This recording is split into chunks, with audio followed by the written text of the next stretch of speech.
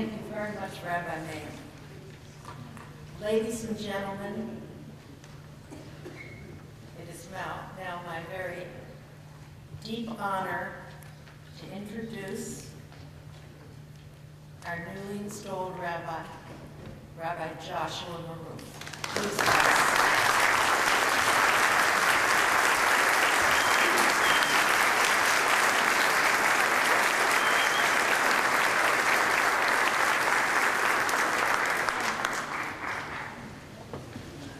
As our president, Dan Suissa, mentioned, when I first heard we were having a rabbi installation in Magen David, I was very, very excited. I thought I was getting an assistant. So needless to say, tonight is a little bit disappointing.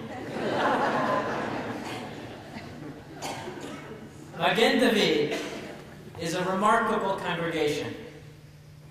But truth be told, when I was first contacted on May 16th of last year by Moshe Teichman, as I sat at my desk being very, very productive, as always, I didn't have such high expectations.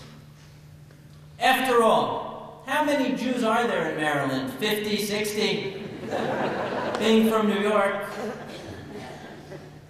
And what kind of Sephardic congregation has a guy named Moshe Teichman looking for its rabbi?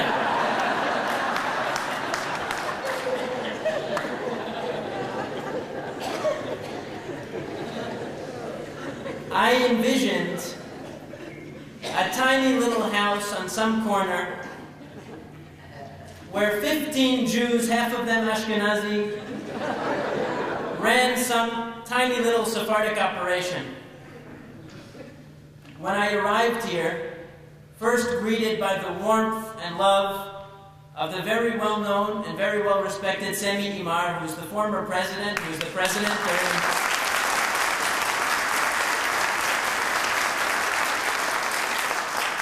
who was the president of Magen David when I was hired. The first place he brought me, and we know how typical this is of Sami Imar, his pride and joy, he brought me to the synagogue. And when I stepped in and saw the spectacular sanctuary, which was the generous donation of the Tota family and all those who contributed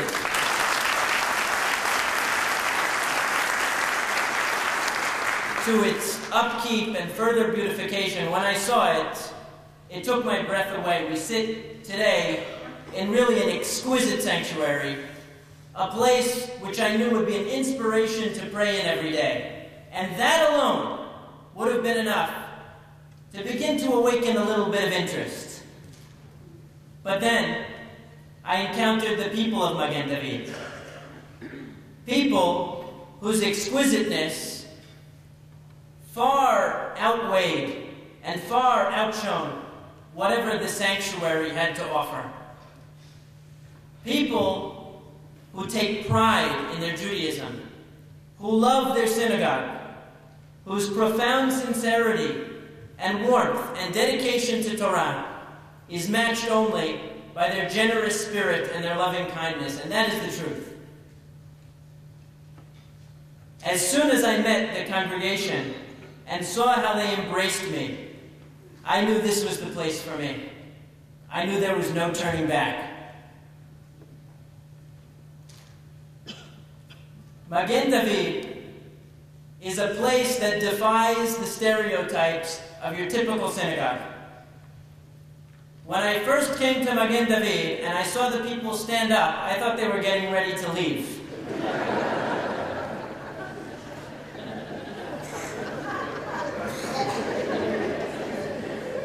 When they sat back down, I was relieved.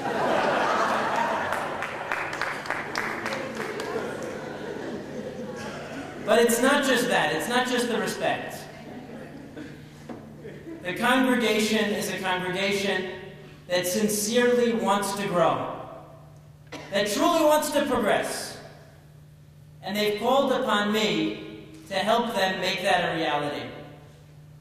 Where do I look to for guidance when I seek to define my role as a rabbi. I'll tell you about a somewhat obscure source, but a source that I think really captures what a rabbi's role is in educating the community.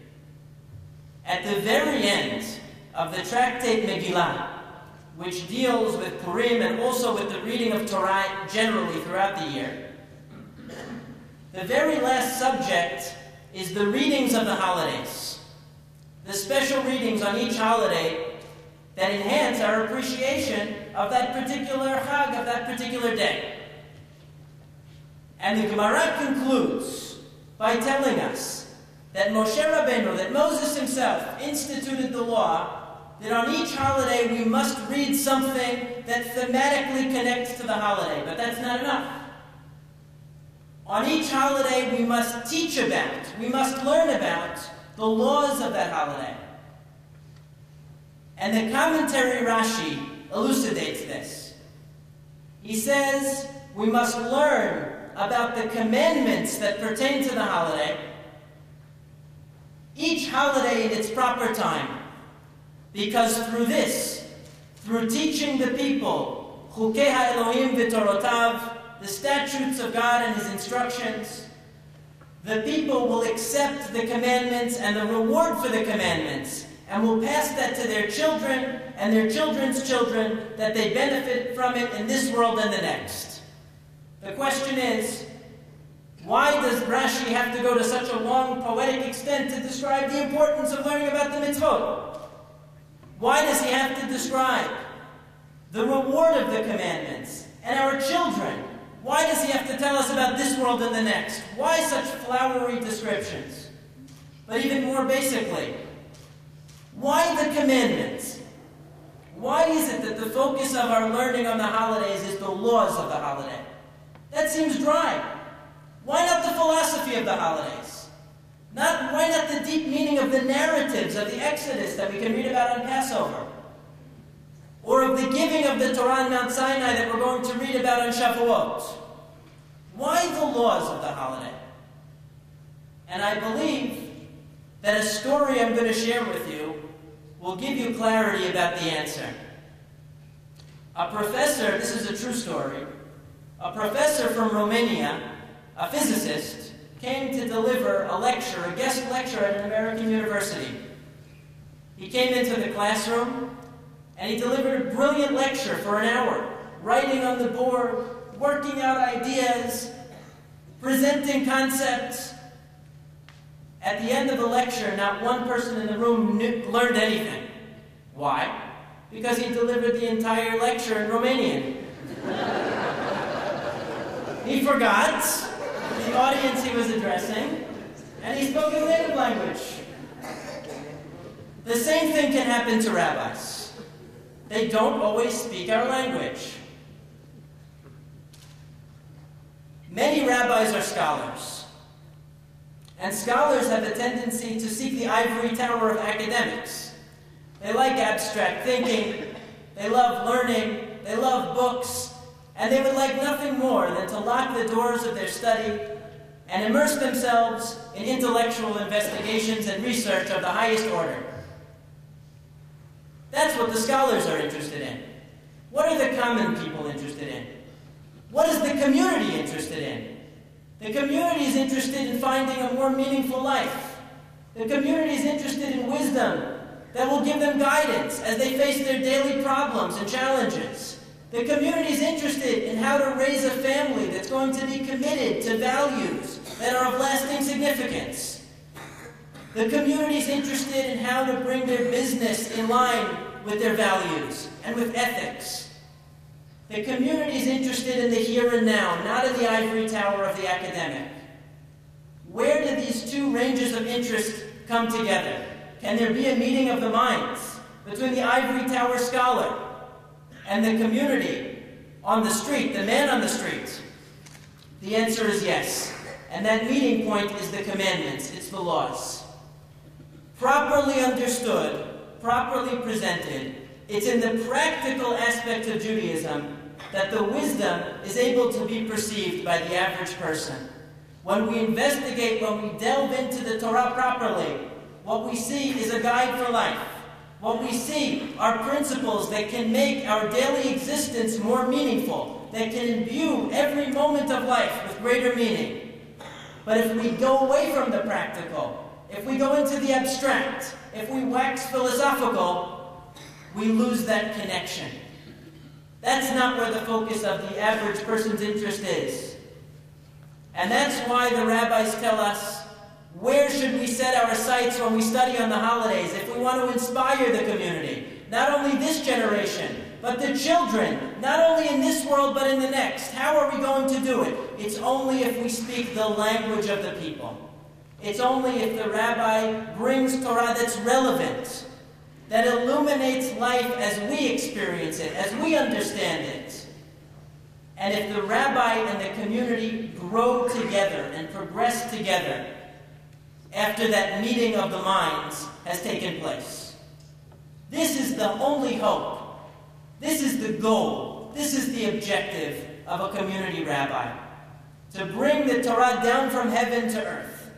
To bring the abstract concepts that might be very, very attractive to the scholar, and to place them in a form that everybody can access, that offers them deeper meaning in life, that draws them closer to God, closer to wisdom, and that really fundamentally can change their perspective on what life is all about.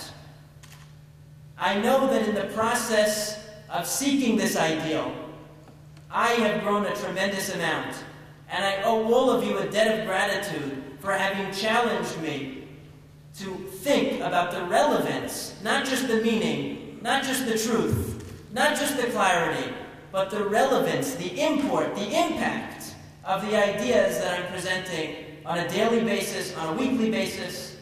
This has been a tremendous source of growth for me personally, for which I'm very thankful. I want to conclude by offering a blessing. And who greater to teach us how to bless properly than Moshe Rabbeinu, the greatest teacher, Moses himself. He said to the people, "May Hashem, the God of your forefathers, increase your life 1,000-fold, and may He bless you as He has spoken concerning you." The rabbis ask, why the double language? Why 1,000-fold, and then as He's spoken concerning you? And the rabbis explain that when Moses told the Jews, "May you increase 1,000-fold," they said, "Wait a minute, you're shortchanging us. God said we would increase so much you couldn't even count us, and you're only giving us 1,000-fold." We know that Jewish people, we don't like to get the short end of the deal. So Moses said, "I can only offer you from myself. From me I offer you 1,000-fold. But from God, He'll offer you more." What does it mean? Why did Moses shortchange the Jews? He knew what God promised the Jews. He knew it was more than they could count. Why did He say only 1,000? I believe it teaches us something very important. When we bless, when we offer a prayer, we can only base our blessing on reality. We have to be realistic. We set our objectives and our aims in a way that reflects what we see as the realistic potential of our communities. 1,000-fold, I can imagine. I can picture it. I can envision it. But beyond that, it's beyond the scope of what we can grasp.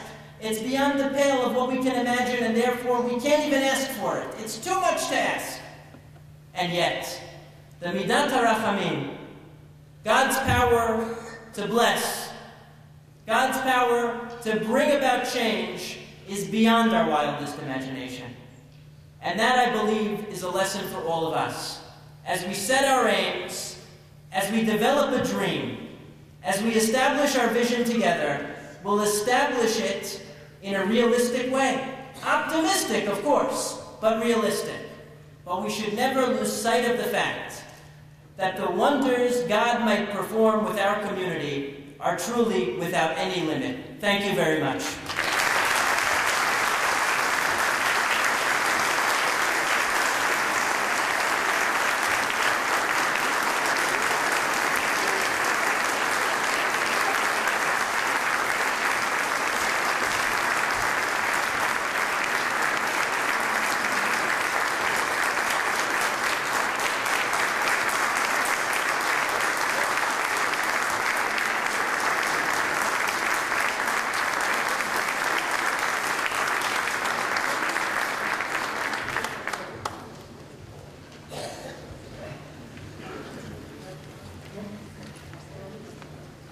top that.